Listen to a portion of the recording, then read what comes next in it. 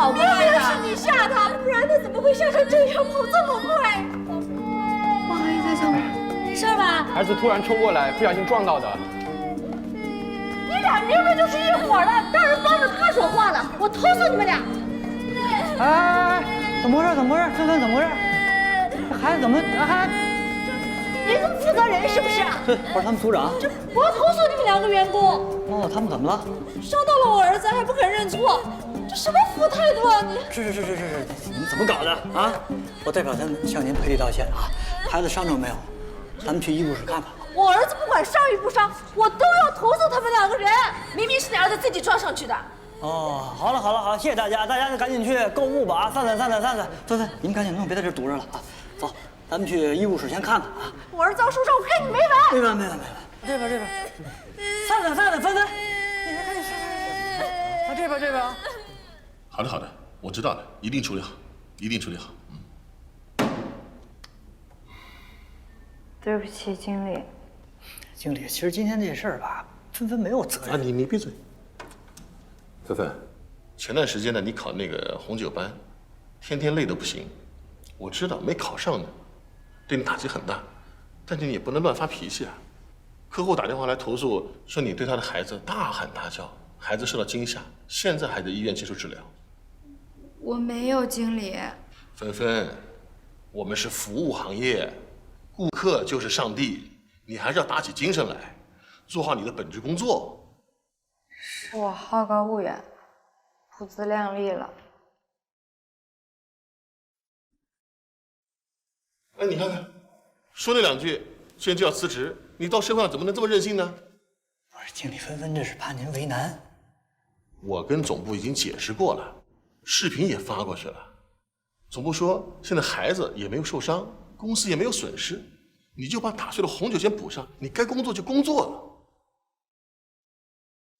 谢谢经理这段时间对我的照顾，但是我已经决定好了，我要辞职。你说这，芬芬，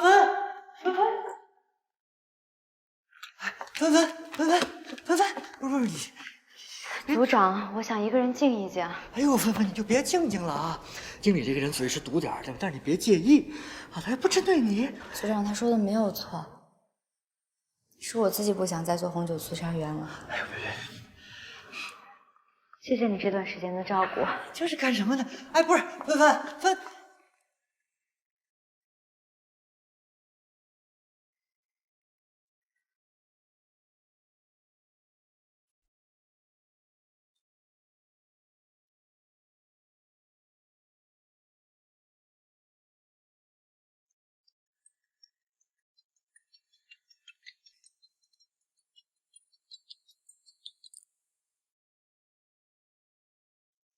喂，爷爷。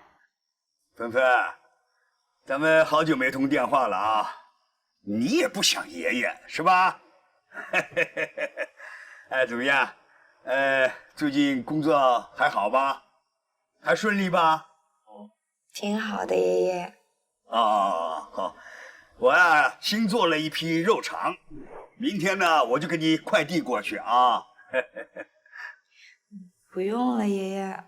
上次的还没吃完呢。那个钱够花吧？哎，你呀不要太小气了啊！要是有时间呢，就请你们这个同屋叫乔伊的吃个饭啊！爷爷，我想回家。好啊，好啊！回来！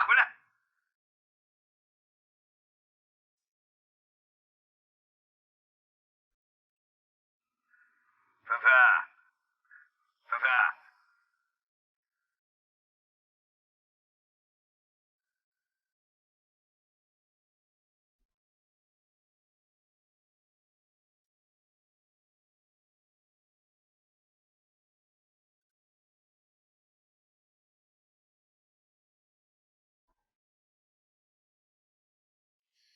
来，往这边搬。哎，慢点啊！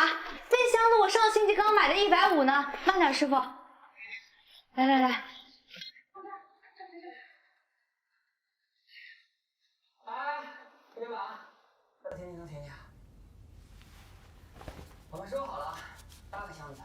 结果你看啊，还有这么多七零八碎的东西，而且那箱子一个比一个沉。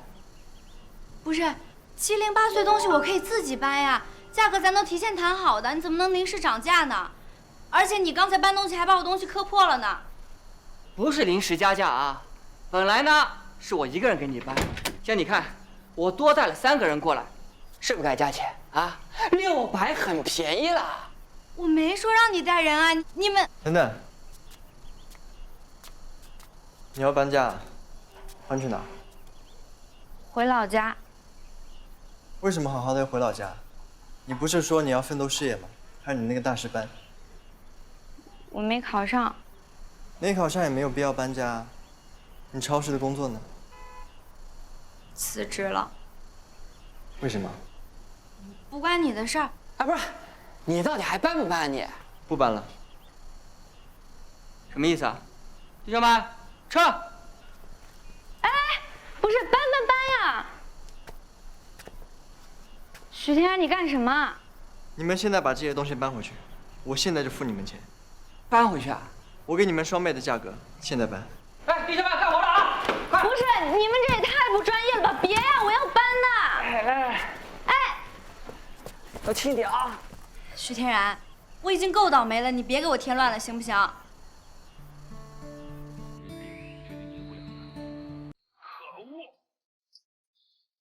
你拉我来看这个干什么？你看过《灌篮高手》吗？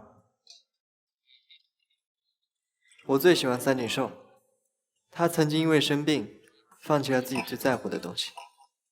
可是他遇到了安西教练，让他重新燃起了斗志。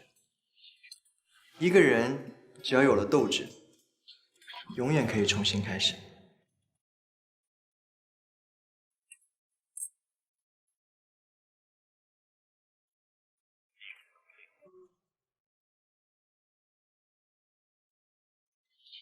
可是我已经坚持好久了，坚持真的好累啊，看不到希望。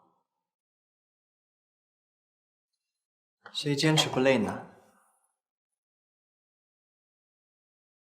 我现在工作也辞了，什么都没有，我连养活自己都成问题了，拿什么坚持？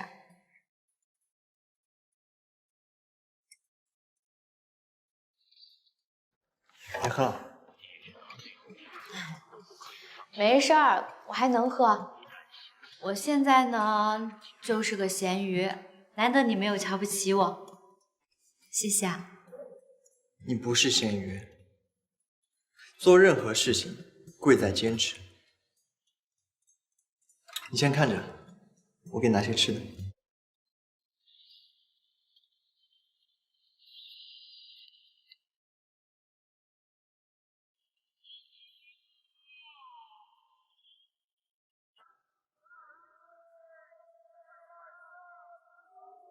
喂，安秘书，帮我查个事情。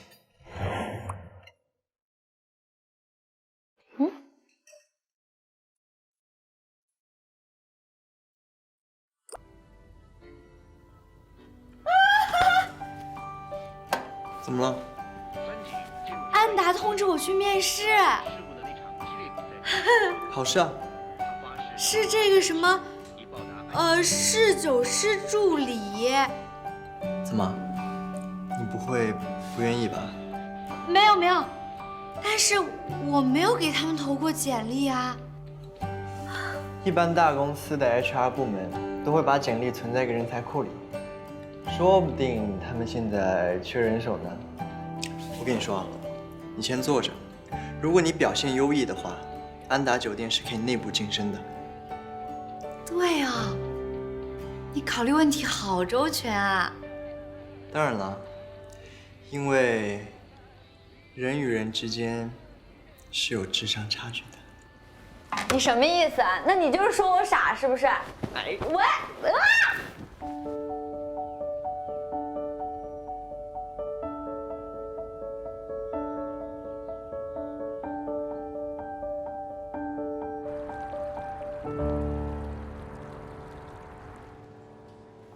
陆小姐，久等了啊！您的能力呢，跟我们这个职位非常匹配。请问您大概什么时候可以上班？随时。非常好，请跟我来。好。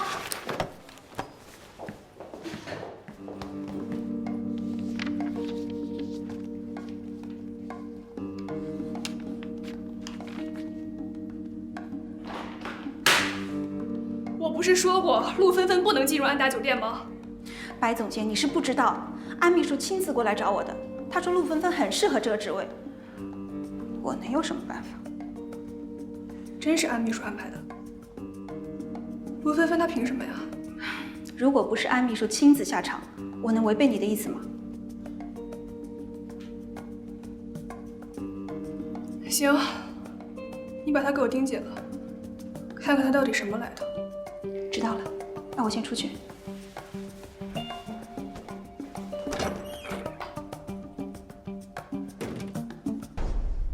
谢谢你啊，你说的对，一旦放弃的话呢，比赛就输了，所以只要不放弃，像我这样的平凡人也是可以充满希望的。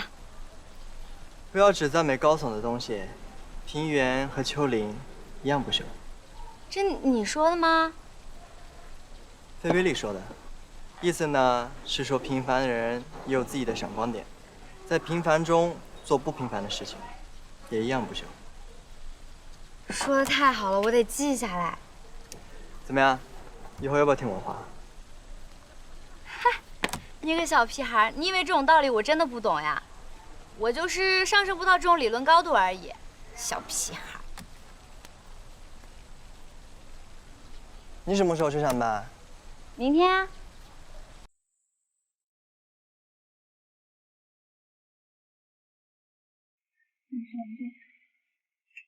贝贝，哎，你到分分区了解一下你们部门的工作。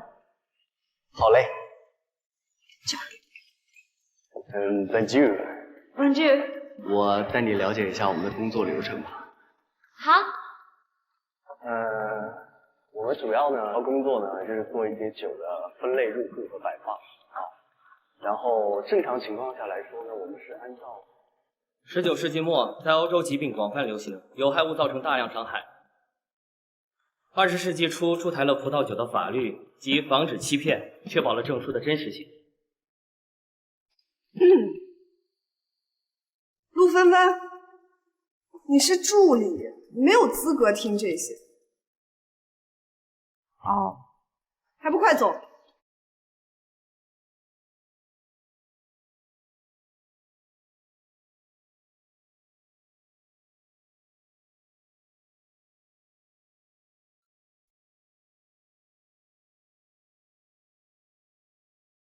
你怎么搬这些呀？太重了吧？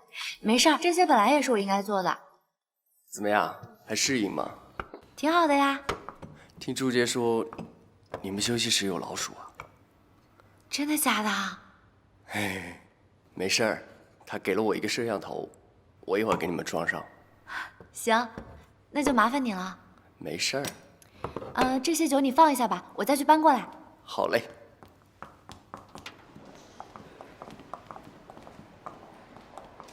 芬芬，怎么样？酒廊和你的超市可不一样，还习惯吗？挺好的呀。我呢，最近一直在忙着大师班的事情，所以不常在酒店。毕竟同学一场，如果你有什么不方便的地方，就跟我说。加油！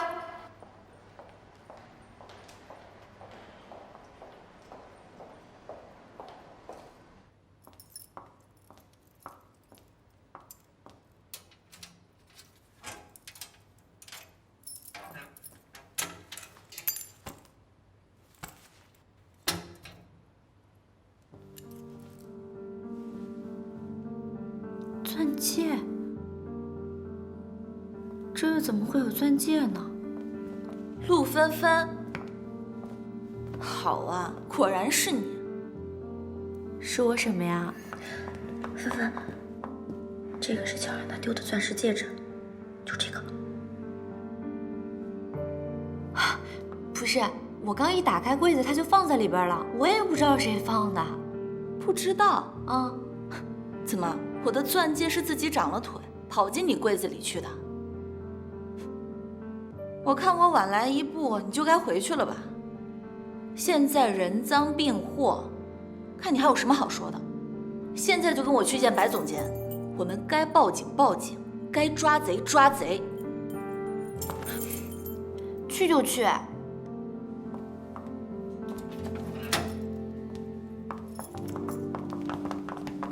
我没有拿你的戒指，我也不知道它为什么会出现在我的柜子里面。陆芬芬，你别狡辩了行不行？我知道你日子过得不好，同学一场，我也很想帮你一把。可是咱们酒店总不能留一个贼吧？我说没拿就是没拿，我可以离开酒廊，但是你们不能诬陷我。我是穷，但是我也绝不会做出这种事情。行了吧，陆芬芬，漂亮话谁不会说呀？当贼还当出气节来了。我看这事儿不能就这么算了，必须报警。像你这种人放出去也是危害社会。我来打110。就算警察来了，也是要讲证据的。证据？听朱姐说你们休息室有老鼠啊，她给了我一个摄像头，我一会儿给你们装上。休息区有监控，上次你装的那个。对啊，对啊，我把这事儿忘了。你们等一下啊。你们什么时候安的监控啊？我怎么不知道啊？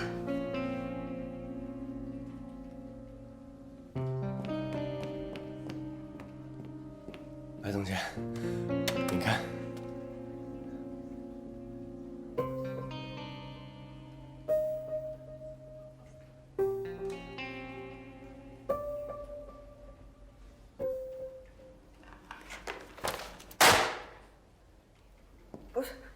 白总监，这不能证明什么。我只不过是去了趟休息区，我是公司的员工，我去休息区怎么了？这不是很正常吗？要不咱们还是报警吧，一下午的监控都能查出来。我半步都没有进过休息区，到时候是不是贼喊捉贼，警察来了都能知道。我来打110。只要你们还是公司的员工，一个都不许报警。对，都是误会一场，别闹大了。我已经不是公司的员工了，我刚才被开除了。陆芬芬，你到底想怎么样？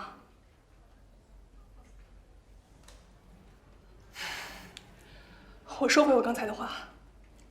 那既然是这样的话，我就先下班了，白总监。白总再见。白总，这个陆芬芬真的不能留。出去！你看她跟你出去！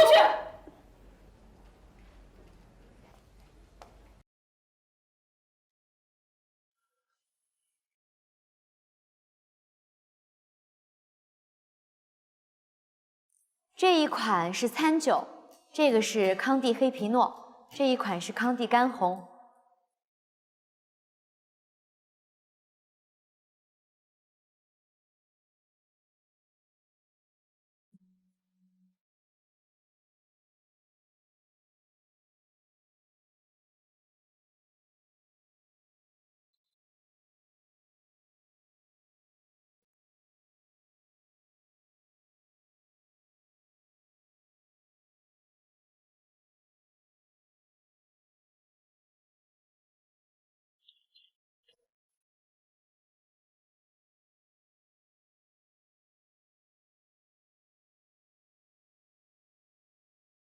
恭喜你，陆芬芬，正式成为安达酒店侍酒师。谢谢。干杯！干杯！够干了啊！哎，我们恭喜芬芬终于转正成为正式的员工，成为安达酒店那个侍酒师。侍酒师。芬芬，你说你这次能圆梦，是不是多亏了我这位帅气的兄弟啊？是，多亏了许天然，谢谢许天然。我有个想法，以身相许怎么样？吃你的吧！啊！哎，芬芬，那个白冰是不是还欺负你啊？哦，他呀，他知道我升职了之后，气得脸都绿了，摔门就走了。那他以后还不得欺负死你啊？我会怕他吗？爱怎么样就怎么样呗。白总监他针对你吗？啊，没事儿，多年恩怨我扛得住，没关系。再走一个，走。大家都记得，我们公司业绩每个月考核，排名最末的2位员工，我们将会采取末位淘汰制，让他离开公司。何勇、张小亮，你们可以去人事部办理离职了。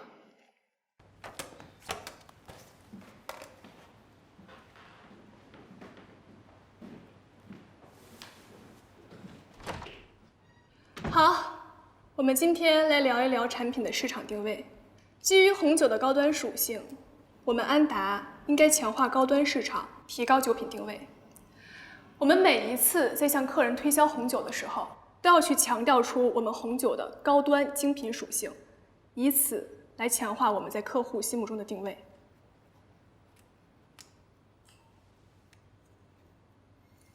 白总监，我有个小小的问题想要问你。说。我最近呢也在思考咱们安达的市场定位这个问题，结合我最近的观察，跟您刚刚的结论有所不同。什么不同？您刚刚的观点呢，和一直以来国内市场对葡萄酒的定位其实都存在着刻板印象，那就是一味的强调高级，为了高级，口感上注重成熟，价格上注重高端，场合上注重商务宴请，品牌上更是崇洋崇名庄。但其实一款好的葡萄酒，它只需要回答2个问题就够了，那就是谁在喝，他想和谁喝。比如说像我这样的年轻女孩，我会在什么时候想喝葡萄酒呢？它又会是一款什么样的酒呢？陆芬芬什么情况？她是不是情商有问题啊？她不是情商有问题，她的情商是负数。今天的会就到这儿吧，散会。